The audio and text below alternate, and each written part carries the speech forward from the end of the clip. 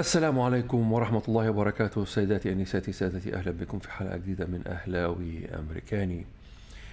أعوذ بالله من الشيطان الرجيم. بسم الله الرحمن الرحيم. رب اشرح لي صدري ويسر لي أمري واحلل عقدة من لساني يفقه قولي. اللهم صل وسلم وبارك على سيدنا محمد وعلى آله وصحبه أجمعين وعلى من اتبع هديه ليوم الدين، آمين. جالكوا كلامي؟ أنا قلت لكم التحكيم في المعترك ده تحكيم قذر. تغاضى عن ضربة جزاء قدام ضربة جزاء تانية قدام انتر ميامي وطرد. في نفس الحكاية هنا نفس الشيء، ضربة جزاء واضحة كالشمس والفار ما استدعاهوش، لان ده مش كتف قانوني، ده كتف قانوني، ده الواد الطار. كتف قانوني ايه؟ لو كانت اللعبه دي في نص الملعب كان حسبها فاول. وطبعا الطرد كان طرد يعني. طبعا هو جابه قال له لا ده مش طرد، يعني ما فيش فايده. القذاره ما فيش فايده. والحكم بيتكلم يعني بايه، باوثورتي كده، بعنفوان، قال يعني الحق معاه. انا قلت لكم وحذرتكم وجالكم كلامي. انا حذرت من التحكيم وسايب لعيبه البالميراس يضربوا في لعيبه النادي الاهلي من اول الماتش، ما اتحركش الا بعد مثلا 11 12 دقيقه عشان ندي انذار. والبرازيليين بيلعبوا بقذاره، زي ما يكون ايه، انتوا ازاي تلعبوا علينا كوره؟ يعني مش عاجبهم ازاي نلعب عليهم كوره، احنا لازم ننزل بقى مستسلمين ولا حاجه. طبعا لعيبه النادي الاهلي خذلوه للاسف. احنا اللي غلبنا نفسنا، احنا اللي ادينا لهم اليد العليا، او سمحنا لهم ان يبقى لهم اليد العليا. يعني اول ماتش عم تريزيجيه طير الحاجه. على فكره الهلال اتلعب عليه كوره، يعني ريال مدريد خدوا غسيل ومكوى.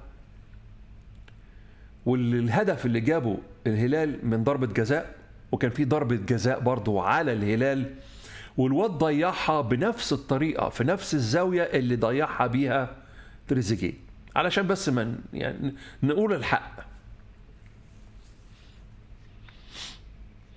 بس الحقيقة الهلال عنده فريق جامد.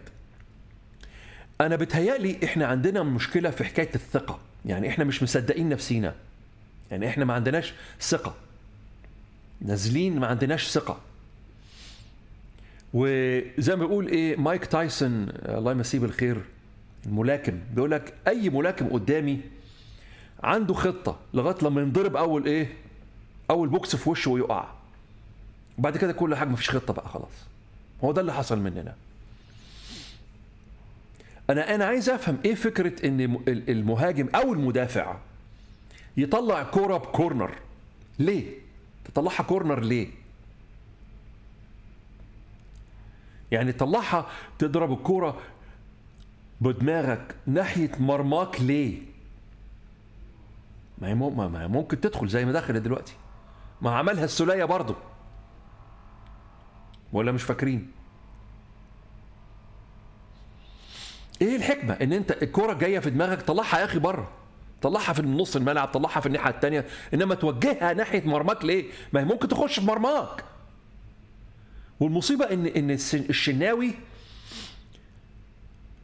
بيبص على الكورة، بيتفرج عليها وهي داخلة، كأنه متوقع انها تبقى بره. انت تتوقعش حاجة خالص. انت تجري على كورة والله طلعت بره، انما داخلة في جونك. دي كورة بطيئة بتتهادى، يعني جايه يعني زي ما بيقولوا ايه، عامله كيرف، عامله قوس، مش جايه يعني تحويل دغري او مباشر، لا ده جايه كده. هو بيتفرج عليها وكره ضعيفه، ما هيش سهله، ما هيش والله العظيم كانت ممكن تتصد. يعني الهدف ده كان مشترك بين وسام اللي جاله يعني عته في دماغه ساعتها،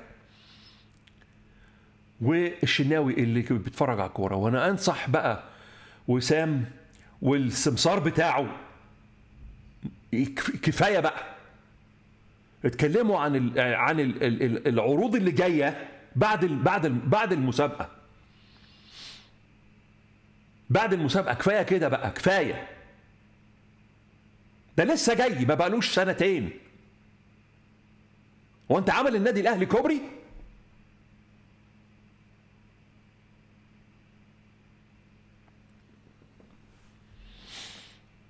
انا حذرت من التحكيم، واللي قلته حصل.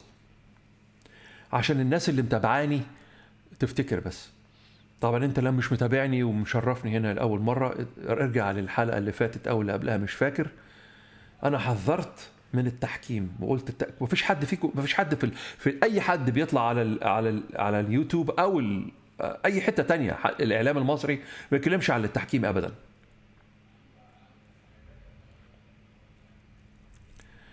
دي اول حاجه.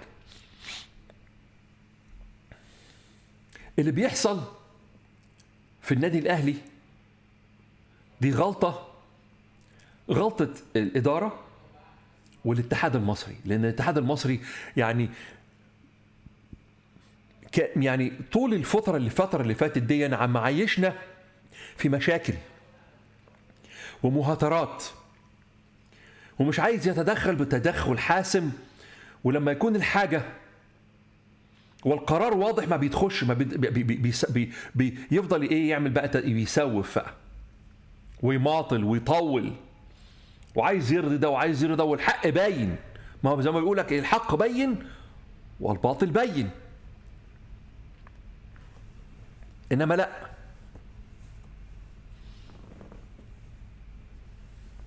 داخل عايز ايه يرضي ده ويرضي ده ويرضي ده ويرضي ده. إدارة النادي الأهلي غلطانة في إن هي ما استعدتش للمعترك ده أو التورنيه دي أو التورنيه ده.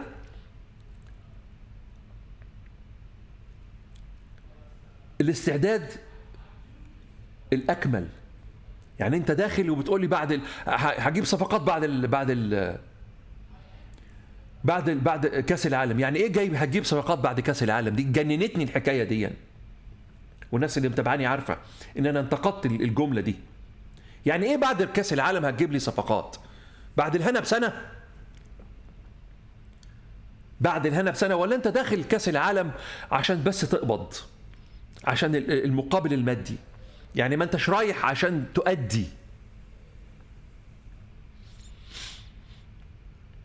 يعني ايه الفكره ان انت قدامك سنه او سنه ونص وما عملتش حاجه، وقاعد شهور تتفاوض مع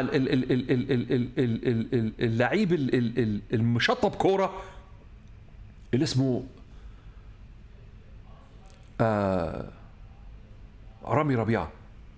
وعلى فكره انا مش عارف ان قلت الحكايه دي قبل كده ولا لا، بس بقول الهلال لو ما حدش شاف، انا بشوف ماتش كل الماتشات.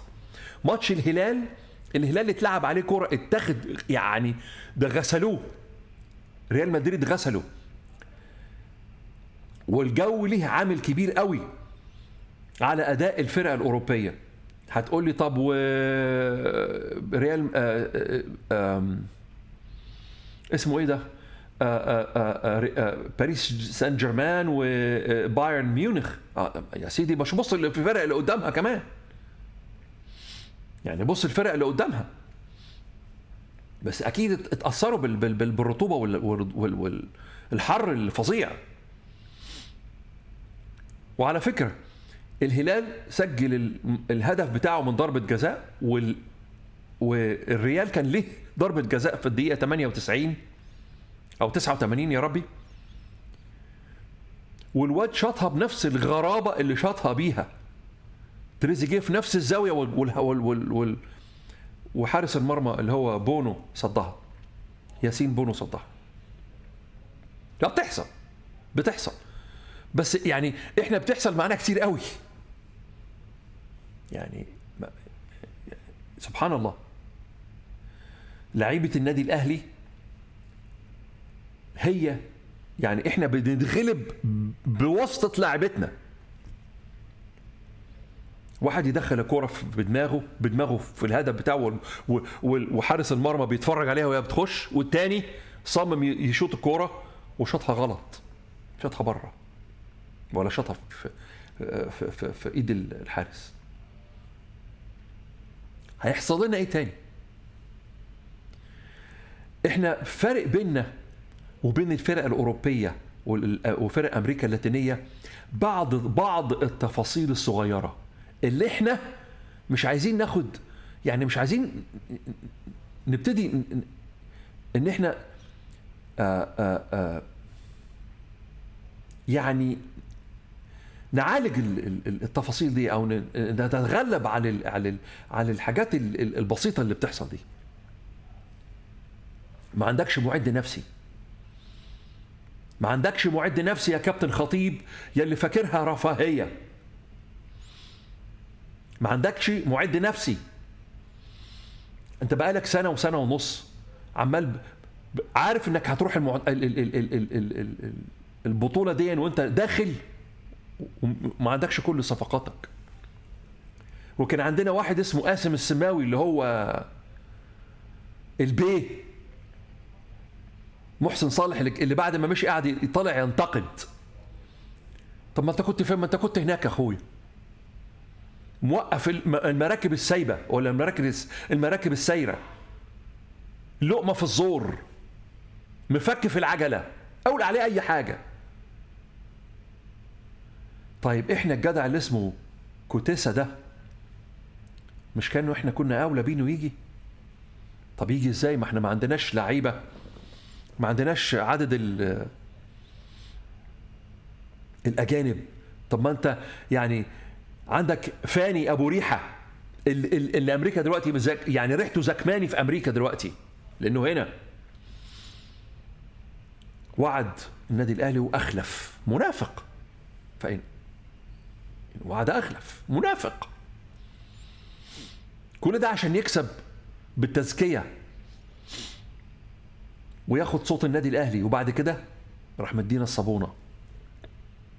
يعني احنا لو كان عندنا 6 ولا 7 زي السعودية كنت تقدر تجيب كوتيسا وكنت تقدر تجيب لاعب تاني،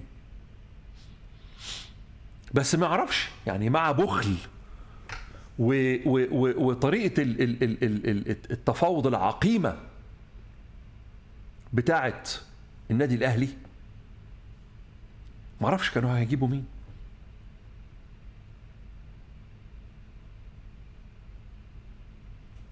كلامي مش هيعجب ناس كتير، بس ده رأيي الشخصي.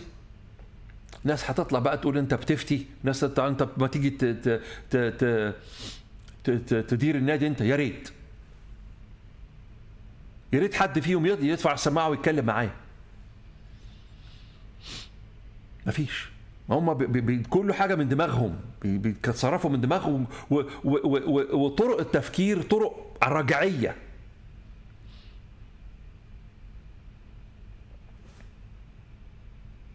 هنفضل كده، وهنفضل الفوارق البسيطه اللي بيننا وبين فرق اوروبا وفرق امريكا اللاتينيه موجوده لغايه لما احنا نصحى ونبتدي نقول احنا ايه الفرق، ايه اللي حصل. انت برضو ما عندكش الثقه في نفسك. يعني انت ما عندكش الثقه. اول ما دخل الهدف الفريق كله، انت ما عندكش الثقه في نفسك ان انت تقدر ترجع، مش مصدق نفسك. وليه ده كله؟ لان انت ما بتطلعش تلعب بره. يعني ما فيش، يعني ما انت ما عندكش فرصه. يعني لعيبتك برضو عايزه تستريح. ما هو عامل لك بقى ايه؟ كاس مصر اللي ملوش اي قيمه، مسابقه يعني المفروض تتلغي.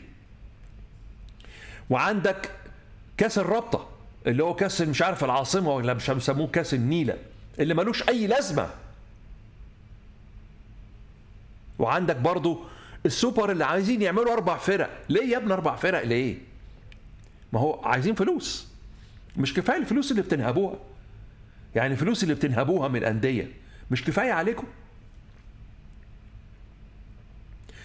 المفروض يبقى فيه، وبعدين زودوا لنا عدد الأندية كمان. يعني مفيش فرصة. يعني انت لو عايز تعمل ماتشات في اوروبا مفيش فرصة. لو عايز تجيب فرق من بره مفيش فرصة.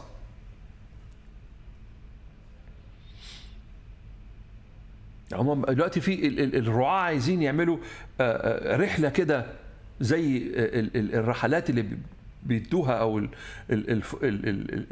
اللعب او الماتشات اللي بيدوها للفرق الكبيرة عشان تعمل تورنيه في امريكا. هنا عايزين يعملوها للاهلي لان شافوا شعبية الاهلي شكلها ايه. قال لك بس نجيب الاهلي يلعب هنا في امريكا. ما هو فلوس بقى، كله فلوس فلوس. بس ازاي وانت محملني كل المسابقات اللي ملهاش داعي ولازمه؟ ما هو الزمالك لازم يغلب، يعني الزمالك لازم ياخد بطوله عشان يبقى اهلي وزمالك. يا ابني هو احنا اللي نبات فيه نصبح فيه؟ هو الزمالك ده يعني انا مش فاهم، هو هيفضل كابس على نفسنا كده ولا على نفسنا كده طول عمرنا؟ يعني نادي ملوش اي قيمه حقيقة، ملوش أي قيمة من غير المساعدات اللي بياخدها، ملوش أي قيمة. ده النادي ده كان المفروض ينزل درجة تانية ودرجة تالتة من زمان قوي لولا المساندات اللي بتجيله ولا اللي بياخدها والفلوس اللي بياخدها والقرارات والحكام والتحكيم والكله اللي بيساندوا من الحكومة. هو السبب في كل ده. يعني هو السبب اللي وقف حكاية ان يبقى فيه زيادة في اللعيبة الأجانب. ليه؟ لأن هو ده كده ومش قادر. امال لما يبقى فيه ده لاعب زيادة ولا 2 زيادة هيجيب منين؟ فلا يقول لك لا انا اكسعم الاهلي عشان ما يقدرش بقى ما يبقى عندي الاهلي وعندي بيراميدز، انا ما اقدرش اجيب الحاجات دي. هو انت قادر دلوقتي؟ طب ليه انا احبط الانديه اللي قادره عشان انديه مش قادره؟ ليه انا انزل السقف عشان انا يعني اخدم على نادي واحد؟ اوعى تقول لي عشان الاسماعيلي ومش عارف. هو نادي واحد اللي بيحضروا له بيحليطوا له وبيخدموا عليه. هو نادي واحد. الحاجه دي ما تمتش عشان نادي الزمالك مش قادر، ولو نادي الزمالك كان قادر كانت حصلت. تعالوا بقى نتكلم على المدرب. طبعا الناس اللي متابعاني قبل كده انا اتكلمت باقتضاب، ما اتكلمتش يعني وحاولتش ادخل في لب الموضوع، وقلت مرة من المرات ان المدرب ده انا مش مقتنع بيه. مدرب واضح جدا ان هو مش قد الحدث، مش مصدق نفسه، مدرب ما عندوش التحكم في اللعيبة والماتش والخطة. راجل مش عارف يدير الماتش. راجل انخدع خدعة من مدرب بالميراس. سابه كده ايه يستنفذ لاعبته جهدهم ويديله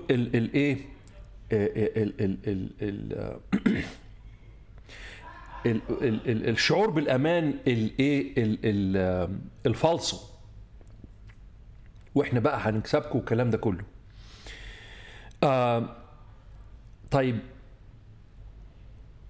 انت الهدف الاول دخل فيك، عملت ايه؟ يعني انت خطتك ايه؟ كلمت مع اللعيبه لما يتخش فيك، لو دخل فيك الهدف الاولاني تعمل ايه؟ وما تخافوش وانتوا عندكم القدره وكذا كذا كذا كذا، ودي حاجه ممكن تحصل. فلو دخل فيك الهدف ما ده اعداد نفسي. انت ما عندكش معد نفسي يا كابتن خطيب، ما عندكش معد نفسي يا اخويا، ومستهون قوي بالحكايه دي. طيب انت ربنا ادالك من عندك نص ساعة عشان اللعيبة تستريح، عشان اللعيبة، عشان لو في حاجة في دماغك تقدر توصلها للعيبة، علشان لو عايز انت تحفزهم وتجيبهم تاني ايه، تعمل لهم اتزان نفسي يبقى موجود عندك. عملت ايه؟ دخلت خدت دش وسرحت شعرك وخرجت تاني. عملت ايه؟ ازاي يبقى عندك لاعب زي ديانج قاعد بره وتنزل لي قفشه اللي هو لا بيدافع ولا بيباصي ولا بيهاجم؟ ازاي تنزله ده وعندك انت عايز تمتلك نص الملعب؟ ديانج ده قاعد بيعمل ايه؟ انت اما قعدوا جنبك بيعمل ايه؟ بيفسر لك احلام؟ انت مدرب فاشل. وغلطة الخطيب تاني انه جاب مدرب مش على قد الحدث، مدرب مخضوض عمره ما شافها قبل كده، وكان عنده مدربين تانيين طبعا هو استرخص. الغالي ثمنه فيه، الغالي ثمنه فيه. هو بيطلب منك المرتب ده ليه؟ عشان هو كفاءة. واللي جاي لك رخيص ليه؟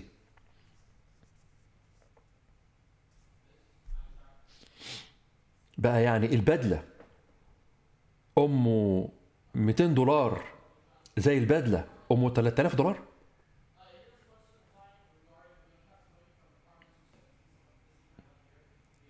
ولا إيه؟ فأنا بتهيألي الجدع ده مش هيعمر معانا. وبتهيألي إن النادي الأهلي مفروض إن هو يبتدي يحاول أو يفكر في إنه يغير المدرب ده، لأن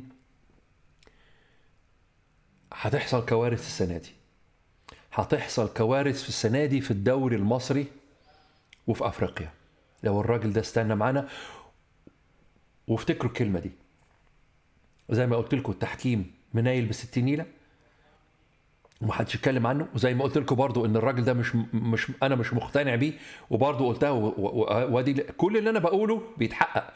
واللي انا قلته قبل كده ان النادي الاهلي محتاج معد نفسي، برضو نفس الحكايه، نفس الشيء. انا بتكلم الكلام اللي بيرضي اللي بيمليه عليا ضميري واللي انا شايفه.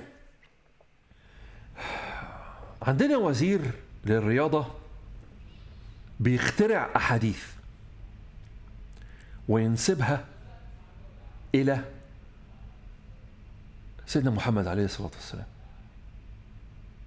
الحديث اللي طلع قاله ده انا ما شوف يعني، حاولت يعني ابحث عنه في جوجل، مفيش.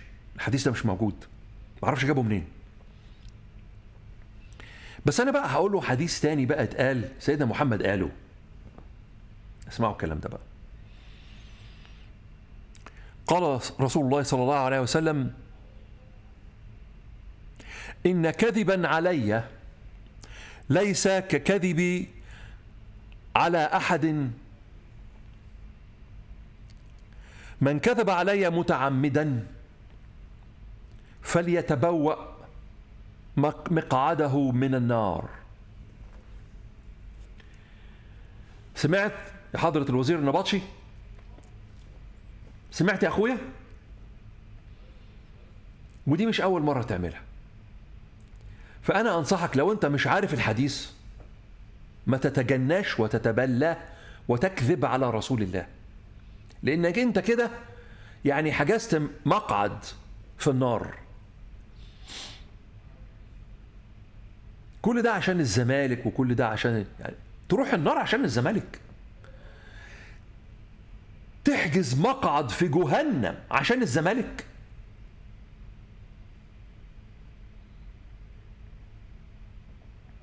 ده انت راجل المفروض ان انت متعلم ومعاك كذا درجة وكذا كذا شهادة، مش بس شهادة دكتوراه. بس للأسف بتتصرف كأنك أمي وجاهل، وتتدخل فيما لا يعنيك، زي التنس مثلا. اي حاجه عشان تاذي النادي الاهلي، اي حاجه، طبعا عشان ترضي سيدك اللي فوق. مودي، الدكتور مودي،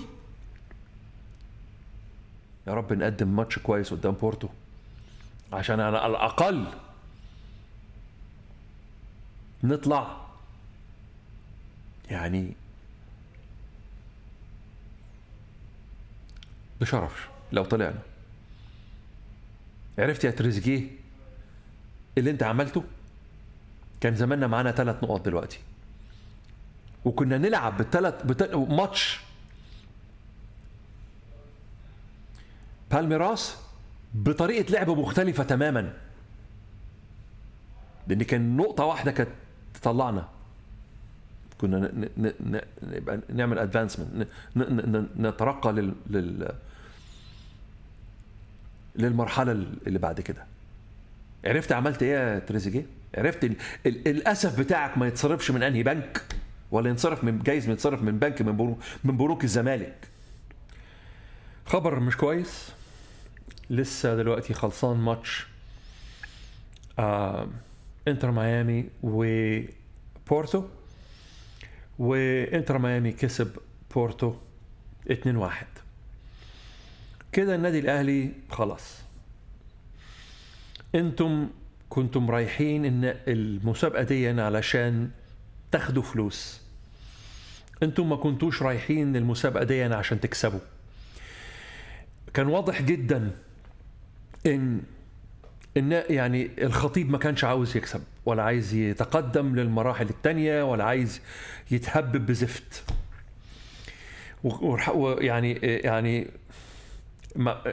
يعني ما تاخذونيش في الثوره اللي انا فيها دلوقتي.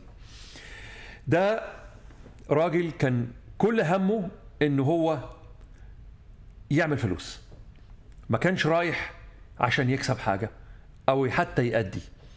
جاب لنا مدرب خردة، لعيبه خردة، ما فيش معد نفسي، عنده فلوس ومش عايز يصرفها. كان عنده القدرة انه يجيب مدرب عالمي وما رضيش يجيب مدرب عالمي. مستخسر في النادي الاهلي مدرب عالمي. انت بتمرن فرقتك علشان تنافس في الدوري المصري وبطولة افريقيا، بس انت ما عندكش اي تطلعات للفوق لانك تبقى حقيقة فريق عالمي تنافس اللاتينيين هنا في امريكا، وتنافس حتى ميامي، وتنافس الاوروبيين. لان لو كان عندك اي تطلعات ان انت تكسب وان انت تنافس، تقوم انت تجيب لعيبه تنافس، تحضر. انت ما حضرتش خالص، انت رايح وكل صفقاتك يعني مش كامل الصفقات، لسه في صفقات هتعملها بعد ما ترجع. يعني انت رايح ما انتش همك حاجه، يعني مش مهم عندك المكسب، مش مهم عندك تتقدم للدور الثاني. للأسف احنا عندنا إدارة عقيمة، مع انها احسن إدارة في مصر وجايز جدا تكون احسن إدارة في افريقيا، بس إدارة عقيمة. يعني معنى كده ان الباقي ميت خالص. إدارة عقيمة. لا حول ولا قوة إلا بالله، إنا لله وإنا إليه راجعون. أعوذ بالله من الشيطان الرجيم. بسم الله الرحمن الرحيم. ربنا لا تؤاخذنا إن نسينا أو أخطأنا، ربنا ولا تحمل علينا إصرا كما حملته على الذين من قبلنا، ربنا ولا تحملنا ما لا طاقة لنا به واعف عنا واغفر لنا وارحمنا أنت مولانا فانصرنا على القوم الكافرين. وتصبحوا على خير، والسلام عليكم ورحمة الله وبركاته.